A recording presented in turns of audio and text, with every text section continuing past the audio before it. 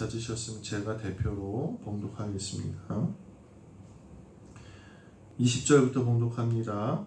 헤롯이 두로와 시돈 사람들을 대단히 노여워하니 그들이 지방이 왕국에서 나는 양식을 먹는 까닭에 한 마음으로 그에게 나와 왕의 침소를 맡은 신하 블라스도를 설득하여 화목하기를 청한지라.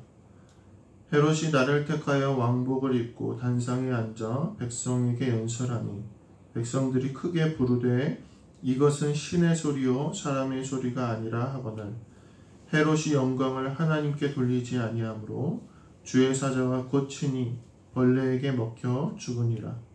하나님의 말씀은 흥왕하여 더하더라. 아멘. 아멘. 할렐루야. 아멘. 네, 어떻게 한 주간 잘 보내셨습니까? 아멘. 좀 날씨가 그래도 많이 선선해져서 여름보다는 지내기가 좀 나은 것 같습니다. 환절기에 감기 조심하시고 코로나 조심하시고 건강 조심하시고 믿음으로 살아가시는 우리 성도님들 되시기를 주님의 이름으로 축원합니다. 아멘. 오늘 제목은요, 한번 따라서 해보실까요? 잘 된다고 교만하지 말고 안 된다고 낙심하지 말기. 자, 다시 한번 해볼까요? 잘 된다고 교만하지 말고 안 된다고 낙심하지 말기.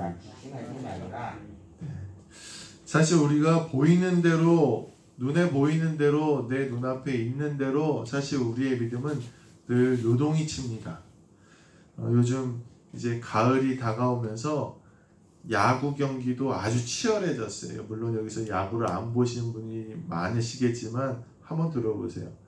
이 야구가요, 1년 내내 열심히 하는데 뭘 위해서 열심히 하냐면요, 가을에 있는 이 시리즈를 위해서 열심히 합니다. 그래서 1, 2, 3, 4, 5등에 든 팀만 10개 구단 중에서 1, 2, 3, 4, 5등에 든 팀만 이 가을 야구에 가서 야구를 할 수가 있습니다.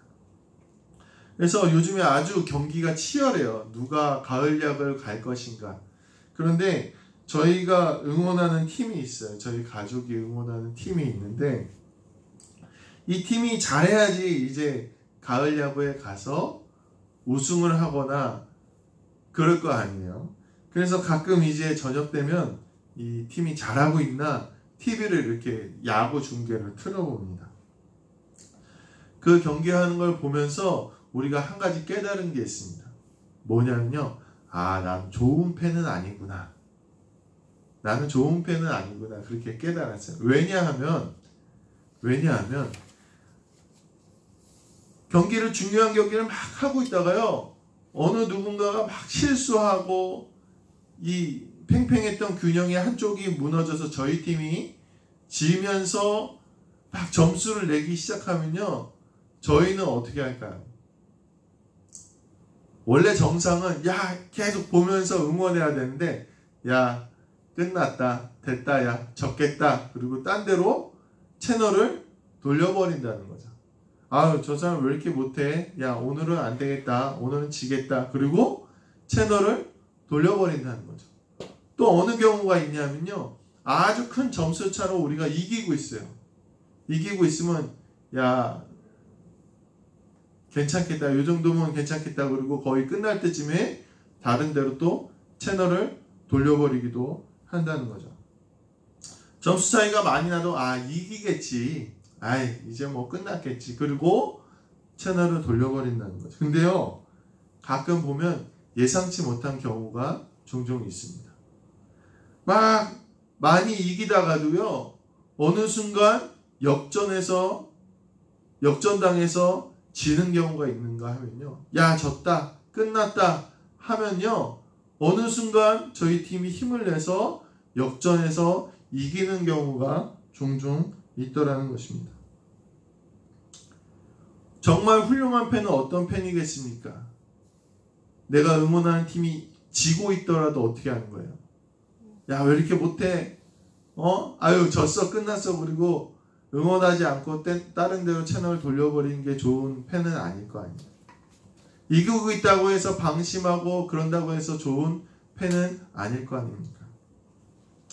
훌륭한 패는 이기든지 지든지 내 눈앞에서 지금 지고 있든지 이기고 있든지 최선을 다해서 내가 좋아하는 팀을 응원하고 뭐 때로는 기도도 하겠죠. 기도도 하고 이렇게 하는 것이 훌륭한 팬이 아닐까 이렇게 생각이 들었습니다. 그런데 우리의 신앙도 참 중요한 게 한 가지가 있다는 거야. 우리 신앙생활 하면서도 중요한 게 있다는 거야. 내가 신앙생활 하다가 보면요, 신앙생활도 마찬가지라는 거야. 우리가 너무 쉽게 내 눈앞에 보이는 대로 내 지금의 현실대로 판단한다는 거예요. 내가 조금 잘 되고 있으면 아유 내가 하나님 복을 많이 받았나 보다. 그리고 때로는 우쭐해지고 그러기도 하고요. 내가 조금 안 되고 내가 조금 힘든 일을 겪으면요, 아유 왜 하나님 나를 이렇게 힘들게 하시고 내가 잘못한 것도 없는데 나를 왜 이렇게 어렵게 하십니까? 그러고 원망하고 쉽게 불평하기도 한다는 것입니다. 눈에 보이는 대로만 우리가 판단하고 생각한다는 것입니다. 오늘 우리는 하나님의 온전한 계획도 잘 모르고 섣불리 마음 먹고 행동하는 실수가 우리의 신앙생활에 너무나도 많다는 것입니다. 오늘 본문에 나오는 이 헤롯 왕은요, 그리스도인들을 박해하던 그런 헤롯이었습니다. 교회의 역사 속에서 악한 사람으로 하나님께서 사용하셨습니다. 이스라엘 백성들을 로마의 무력을 앞세워서 통치하던 그런 왕이었습니다. 제자 야고보를 죽이고 교회를 박해하고 베드로를 붙잡았어요. 베드로를 붙잡았는데 베드로가 천사를 통해서 옥에서 빠져나가자 그 지키던 파수꾼들을 신문하고 죽였던 왕이 이 헤롯 왕이었어요. 나쁜 왕이었어요. 그런데 이 왕이 잘 되는 것처럼 보인다는 거예요. 잘 되는 것처럼. 잘 되는 것처럼 보이고 흥왕하는 것처럼 보일 때가 있다는 것입니다. 그럴 때 우리는 어떻게 하겠습니까? 하나님 앞에 원망하고 불평하고 이러한 모습들을 우리가 많이 있다는 것입니다. 그러나 오늘 우리가 보이는 것이 다가 아님을 깨닫게 되시기를 주님의 이름으로 간절히 축원합니다. 보이는 대로가 아니라 하나님은 결국 헤롯을 죽게 하시고 박해를 받고 어려움 같았던 그 교회들이 오히려 더 흥왕해졌다는 거예요. 로마의 압제 속에서 정말로 다 교인들이 핍박당하고 어려움 당한 것 같지만 지금 온 세계에서 예수 그리스도의 이름이 높아지고 교회들이 많아지고 부흥된 것은 하나님의 섭리라는 거예요. 우리가 보이는 게 다가 아니라는 사실을 오늘 깨닫게 되시기를 주님의 이름으로 간절히 축원합니다. 그러면 어떻게 해야 됩니까? 우리가 보이는 것 말고 보이는 현상 말고 뭐를 바라봐야 되냐? 하나님의 계획을 바라봐야 된다는 거예요. 하나님의 계획. 하나님의 계획은 반드시 있다는 거예요. 제가 이번 주에 동문체육대회가 있었어요. 제가 협성대학교를 나왔는데 이 동부연회 강원도권 교회들이 모여서 체육대회가 있었는데 이제 갈 때 선배 목사님 차를 얻어 타고 이제 출발을 했습니다. 근데 그 목사님이 어떤 선교회가 있다는 걸 좀 추천을 해주셨어요. 이 목사 생활하는데 힘든데 여기 선교회에 한번 문의해서 지원을 좀 받아봐, 그렇게 얘기하시는 거예요. 어떤 선교회냐고 물어봤더니 어떤 장로님이 하시는 그 농어촌 미자립교회 이렇게 지원하는 그런 선교회라는 거예요. 제가 이렇게 얘기를 다 그렇군요 목사님. 그러다가 한 가지 물어봤어요. 목사님, 그 장로님이 돈이 굉장히 많으신가 봐요. 재산이 많으신가 봐요. 좋은 일을 하시네요. 이렇게 여쭤봤어요. 그랬더니 저한테 목소리를 탁 낮추시면서 그런 말씀을 하시는 거예요. 그 장로님이 젊었을 때 좀 좋지 않은, 그리스도인답지 않은 방법으로 재산을 모으셨다는 거, 많이 모으셨다는 거. 그래서 그것이 양심에 걸려서 거기에서 나오는 수익금으로 선교회를 만들어서 선교를 하신다는 거예요. 근데 제가 그 얘기를 딱 듣는데 아이고 하면 안 되겠구나 그런 생각이 들었어요. 물론 이제 물론 좋은 취지고 그렇게 또 용서를 구하는 마음으로 하시는 거라서 모르겠어요. 그렇지만 제 마음속에는 그러면 나는 신청하지 말아야겠다 그런 생각이 들었습니다. 아마 속사정을 모르는 이들은 어떻게 생각하겠습니까? 하나님께 축복받아서 부자가 되었고 그것으로 어려운 교회를 섬기니 참 훌륭한 분이라고 할 수 있겠다 그렇게 생각이 들 수 있겠습니다. 그런데 저는 잘 모르겠어요. 하나님 앞에서 어떻게 판결이 될지는 우리가 사실 알 수가 없는 거예요. 저는 그 얘기를 들으면서 어떤 생각이 들었냐면 그러면 그걸로 선교를 하지 마시고 그 재산을 다 하나님 앞에 드리시고 그것이 다시 올바르게 쓰일 수 있도록 하고 자기는 그것을 회개하고 용서를 받아야 되지 않겠는가 이런 생각이 저는 잠깐 이렇게 들었습니다. 이건 제 짧은 생각이에요. 어떻게 될지는 아무도 몰라요. 왜요? 하나님의 계획이 있기 때문에. 하나님의 계획. 그래서 제가 말하는 것도 조심스럽고 또 대하는 것도 조심스러울 수밖에 없어요. 왜 그렇습니까? 그것이 뭐라고 특별하게 결정될 수 없는 애매한 문제잖아요. 하나님의 계획이 분명히 있다는 것을 우리가 알고 있기 때문에 그렇습니다. 오늘 이스라엘과 두로와 시돈 사람들이 무역 분쟁이 일어났어요. 서로 이 무역하는 외교에 있어서 어려움이 있어서 이스라엘과 이런 다툼이 있었는데 이 헤롯이 그 분쟁을 이스라엘이 좋은 방향으로 외교를 잘 이끌었습니다. 그러니까 20절에서 22절에 사람들이 헤롯을 높이기 시작합니다. 참 훌륭한 말이다. 어떻게 높이냐면요. 백성들이 크게 부르되 이것은 신의 소리요 사람의 소리가 아니라 하거든 이렇게 합니다. 그 전에 백성들이 헤롯을 좋아하지 않았거든요. 헤롯을 유대인도 아니었죠. 헤롯이 유대인도 아니었고 로마의 앞잡이라고 해서 좋아하지 않았어요. 그런데 이 무역에 있어서 이 헤롯이 성공하고 나니까요. 백성들이 막 떠받들고 인정하기 시작합니다. 헤롯도 명예를 막 얻는 것처럼 보입니다. 악인들이 세상에서 잘 되는 것처럼 보입니다. 그러나 그 모든 게 하나님의 심판이 있음을 깨달아야 된다는 거예요. 이 헤롯은요. 이 영광을 자기를 위해서 돌렸고 오늘 성경을 보니까 하나님이 그를 하나님의 계획으로 심판하셨다는 거예요. 아무도 예상하지 못했는데 잘 되는 것처럼 보였는데 흥왕하는 것처럼 보였는데 하나님의 계획이 있었다는 거예요. 그리고 그가 하나님 앞에서 죽게 되었습니다. 그런데 반대로 교회는 어떻게 됐습니까? 교회는 헤롯이 막 박해를 하고 넘어뜨리려고 하고 핍박했는데요. 오늘 교회는 24절에 보니까 어떻게 되어 있어요? 하나님의 말씀은 교회를 뜻하거든요. 하나님의 말씀은 흥왕하여 더하더라 이렇게 얘기하고 있어요. 안 되는 것 같이 보여요. 저 큰일 났다. 이제 교회들 안 되겠다. 헤롯이 저렇게 강력하게 핍박을 하니까 어렵겠다 했는데 하나님의 계획은 어떤 겁니까? 더욱더 흥왕하게 하셨다는 거예요. 보이는 게 아니라는 거예요. 보이는 그 상황이 아니라는 거예요. 그러므로 오늘 우리가 신앙생활하면서 이것을 꼭 깨달아야 된다는 거예요. 지금 나타나는 현상, 지금 나타나는 모습이 꼭 우리의 삶의 결과를 결정하는 원인이 되지 않는다는 거예요. 쉽게 얘기하면 내가 지금 잘 풀린다고 해서요. 내가 지금 부자가 되고요. 지금 풍족하고 평안하다고 해서요. 그것이 내가 하나님 앞에 바로 서 있는 게 아니라는 거예요. 반대로 내가 지금 잠깐 고난을 받고 힘들더라도요. 그것이 하나님 앞에 잘못된 것이 아니라는 거예요. 때론 우리가요. 모든 일이 내 생각보다 잘 풀릴 수도 있어요. 내가 열심히 기도하도 않는데 하나님 앞에 경건하지도 않는데 형통할 수가 있어요. 그렇다면 우리가 그럴 때면 어떻게 해야 됩니까? 더 근심하고 더 불안해야 되는 거예요. 그로 인하여 내가 교만하여 헤롯과 같이 하나님의 영광을 가리우고 나를 위해서 높이고 만족하면 헤롯과 같이 심판받게 될 수도 있다는 거예요. 또 반대로 우리가 고난이 많고 환난이 많고 낙심할 일이 있다고 하더라도요. 낙심하지 말아야 될 것은요. 그 가운데 하나님이 역사하시면 우리가 다시 한번 새 힘을 얻고 일어서게 된다는 것입니다.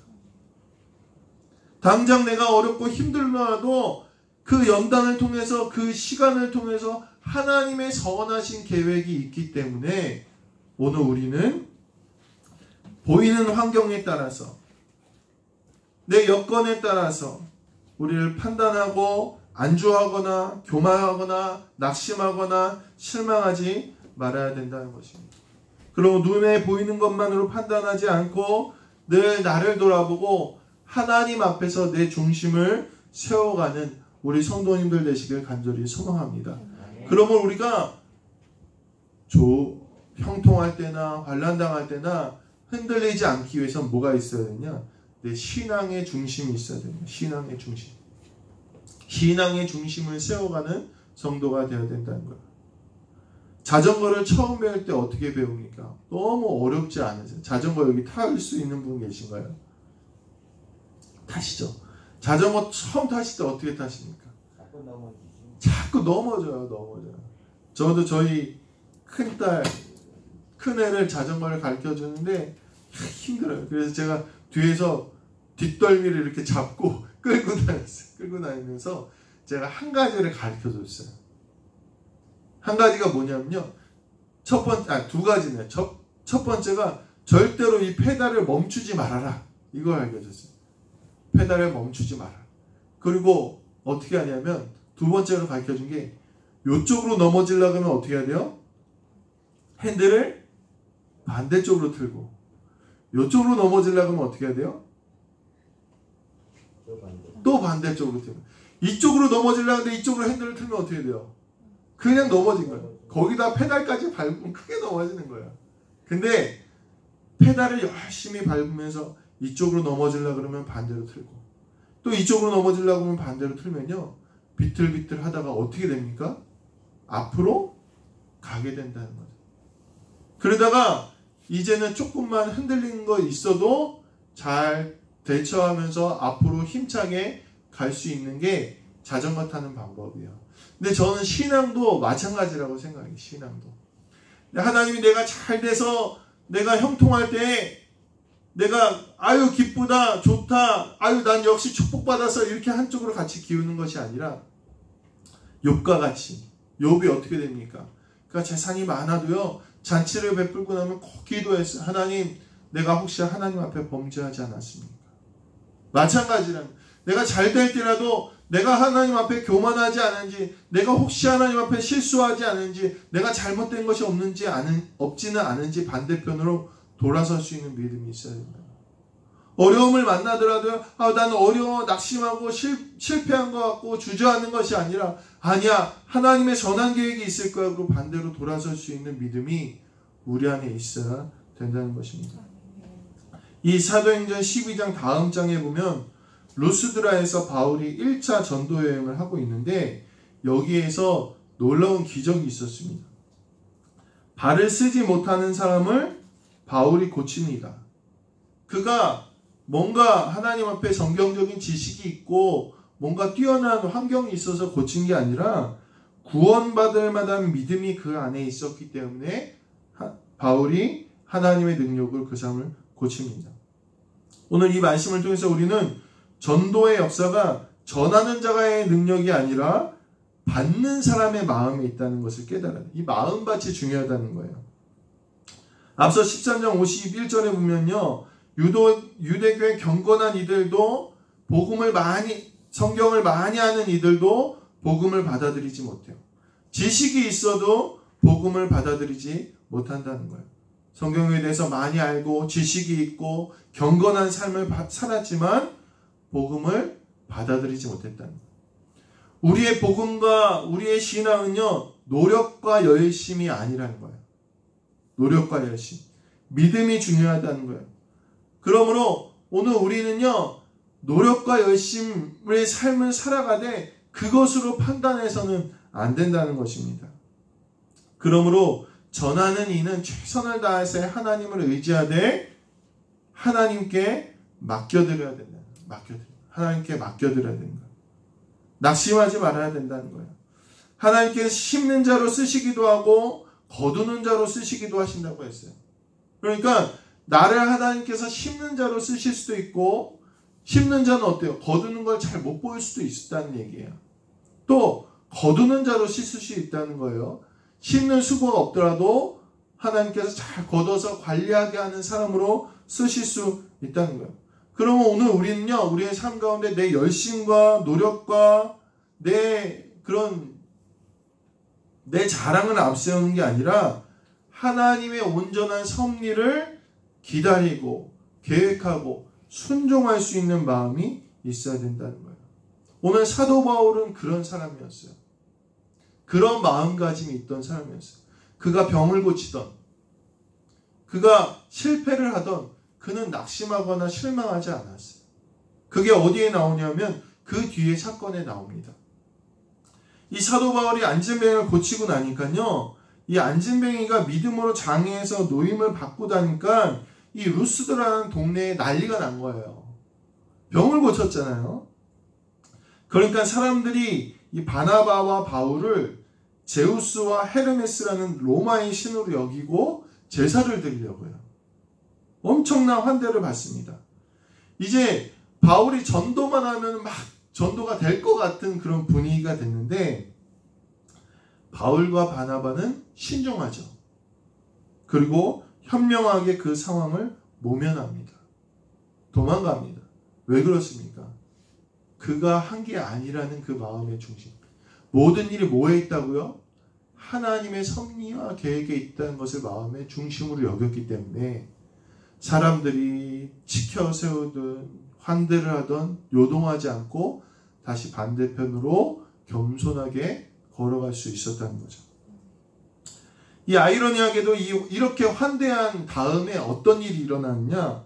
이 안디옥과 이고니온에서 유대인들이 쫓아와서요, 이 사람들을 선동합니다. 야, 사실은 쟤네가 나쁜 사람들이야, 이단이야, 마귀야, 이렇게 선동합니다. 그랬더니요, 그 선동에 이 루스드라 사람들이 얼마 전까지는 그렇게 환대를 하다가 반대로 이번에는요, 막 핍박을 하기 시작했어. 돌에 맞을 그런 상황까지 이르게 되었습니다. 그렇지만 바울과 바나바는 어떻게 합니까?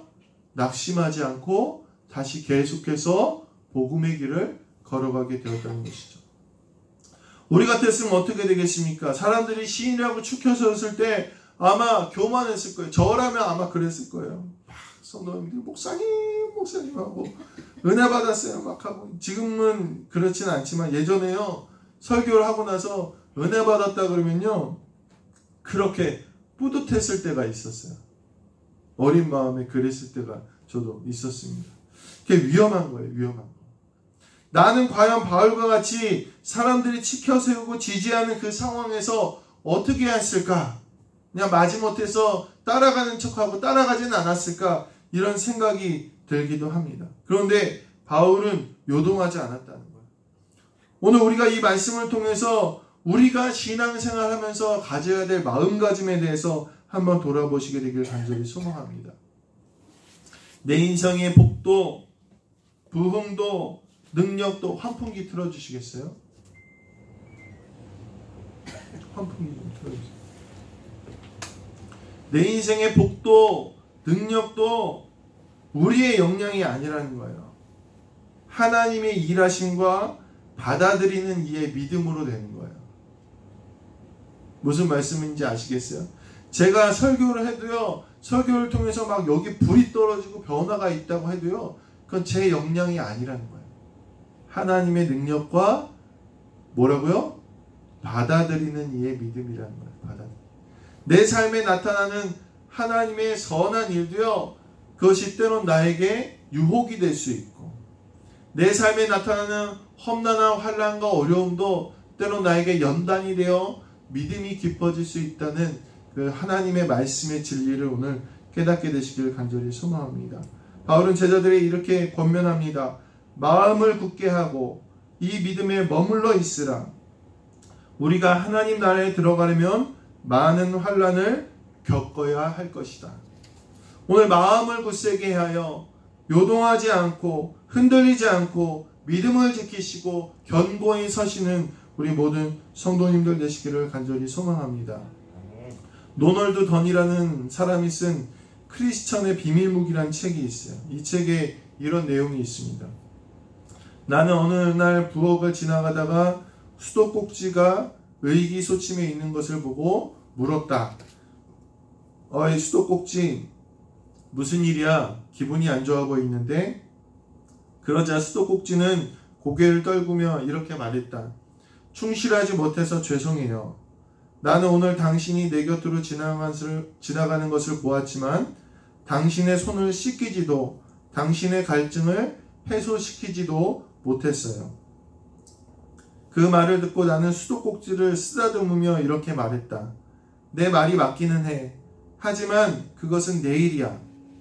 만약 내가 손을 씻고 싶거나 물을 마시고 싶었더라면 너를 틀었겠지. 하지만 내가 스스로 움직인다면 그것은 낭비가 될 거야. 그렇게 되면 부엌 전체가 물바다가 될 거야. 매번 부엌을 지날 때 나는 내가 여기 있다는 것을 알아. 또 물을 원하면 내가 너를 틀면 되고 너는 물만 흘려보내면 될 것이야. 나는 너를 사용하고 싶을 때 내가 이에 응했는가 아닌가로 너를 판단할 뿐이야. 너는 오늘 하루도 나에게 충실했어. 왜냐하면 내가 너를 사용하도록 너 자신을 아낌없이 내놓았기 때문이야. 난 내가 자랑스럽다고. 오늘 이 이야기를 들으면서 우리가 신앙인으로서 하나님의 자녀로서 하나님 앞에 과연 어떻게 서야 되는가를 한번 돌아보게 되었습니다. 수도꼭지가 할 수 있는 게 뭐가 있겠습니까? 자기 마음대로 하려고 물을 틀면 어떻게 됩니까? 주인이 틀지도 않았는데 집을 비우고 들어왔더니 수도꼭지가 뭔가 한다고 물을 틀어서 흘려보냈다면 어떻게 되겠습니까? 집이 난장판이 되겠죠. 수도꼭지가 잘 사용되는 건요, 주인이 틀었을 때 물이 잘 나오면 훌륭한 수도꼭지예요. 주인이 문을 잠갔을 때 물이 멈추면 훌륭한 수도꼭지예요. 그것을 어떻게 사용하는가는 누구의 소관이라는 거예요? 주인의 소관이라는 거예요. 우리의 믿음도 마찬가지라는 거예요. 내가 한 것은요 아무것도 아니라는 거예요. 오로지 누가 하신 거예요? 나를 사용하시는 하나님이 쓰시는 거예요. 그래서 나는 그것이 하나님의 명령에, 하나님의 부르심에 그냥 순종하기만 하면 돼. 그 결과가 어떻든 어디에 쓰시던 간에 그건 내 소관이 아니라는 사실을 오늘 우리가 깨닫게 되시길 간절히 소망합니다. 나에게 많은 것을 주셔도 그것은 하나님의 계획이고 내가 그것을 하나님을 위해 내어놓을 수 있고, 내가 어려움과 환난이 있더라도 내가 그것에 낙심하지 않고 흔들리지 않고 하나님을 신뢰하면 그것이 참된 믿음이요 하나님의 사람의 모습이라는 것입니다. 하나님은 내가 한 일의 성과와 여부로 나를 판단하지 않고 내 믿음과 내 순종과 내 겸손을 통해서 판단해 나가심을 깨닫게 되시길 간절히 소망합니다. 내가 지금 잠깐 잘 된다고 교만하여 하나님의 심판을 향해 가고 있음을 깨닫지 못하는 어리석은 성도가 되지 않기를 바라고, 또 쉽게 낙심하여 장차 하나님께서 주실 은혜를 바라보지 못하고 원망하고 불평하지 않게 되시기를 주님의 이름으로 간절히 축원합니다. 오직 주님을 향한 온전한 신뢰를 가지시고 바울과 같이 흔들리지 않는 믿음으로 살아가시는 우리 남교회 모든 성도님들 되시기를 주님의 이름으로 간절히 축원합니다. 오늘 말씀을 생각하시면서 1, 2분 정도 우리 합심으로 기도하시도록 하겠습니다. 은혜로우신 주님 감사합니다. 오늘 말씀을 듣습니다. 내가 헤롯처럼 교만하여 아버지 하나님께 드릴 영광을 내가 취하고 어리석은 믿음으로 살아가지 아니하도록 이 시간 믿음을 더하여 주시옵소서. 어렵고 힘들더라도 장차 하나님이 주실 은혜와 계획을 기다리며 순종과 겸손으로 나가는 믿음의 사람들이 되게 하여 주셔서 좌로나 우로나 치우치지 아니하도록 하시고 오직 하나님의 계획과 신뢰를 의지하며 순종과 겸손과 충성으로 나아가는 우리 모든 성도님들이 되어서 나를 통하여 주님의 은혜가 흘러가게 하시고 나를 통하여 주님의 복음이 흘러가게 하시고 나를 통하여 주님의 영광 받으시는 귀한 은혜가 있을 수 있도록 우리 가운데 역사하여 주시옵소서. 이 말씀을 통하여 한 주간 또 주님 살아갈 때 힘 주실 줄로 믿습니다. 사랑이 많으신 주님 감사합니다. 작은 일에 일희일비하여 하나님 때로는 교만했다가 때로는 낙심하고 불평했다가 하나님 그렇게 아름답지 않은 모습으로 하나님 자녀로 살아가지고 있지는 않습니까? 오늘 말씀을 통해 우리의 신앙의 중심을 돌아보게 하시고 이 모든 일에 하나님의 계획이 있음을 믿고 매 순간순간 충성과 겸손으로 나아갈 수 있는 우리 모두가 될 수 있도록 역사하여 주시옵소서. 한 주간 동안 살아갈 때 수많은 일들이 있을 줄 압니다. 세상의 유혹 이겨내게 하시고 마귀의 시험 이겨내게 하시고 믿음으로 승리하며 하나님 영광 돌리는 우리 모든 성도님들 될 수 있도록 또 제가 될 수 있도록 인도하여 주시옵소서. 이 모든 말씀 우리 주 예수 그리스도의 이름으로 감사하며 기도하옵나이다. 아멘.